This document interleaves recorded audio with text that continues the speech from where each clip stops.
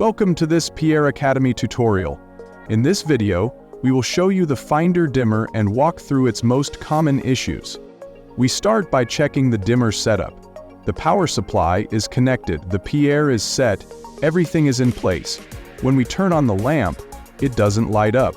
First we check if the intensity is at maximum. It is, but still no light. Next, we verify if the dimmer itself is receiving power. The dimmer flashes slowly, which indicates it has power. Perfect. Then we use a multimeter to check if the lamp receives voltage. It does, but the lamp still doesn't light properly.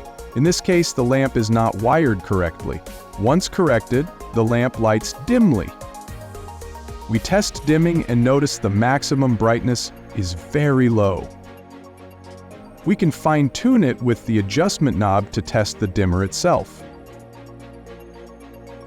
We also measured the configurable I/O output from the PIERRE. It shows only 2.6 volts, which is too low.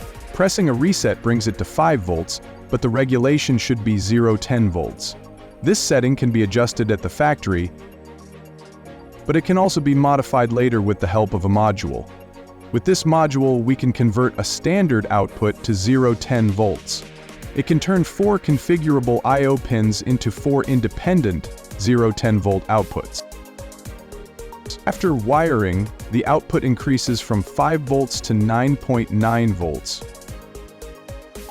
allowing smooth dimming from minimum to maximum. Sometimes the problem is easier to identify. We disconnect the converter module and test the lamp directly. If the lamp doesn't respond, we can verify the lamp and dimmer by unplugging the dimmer input.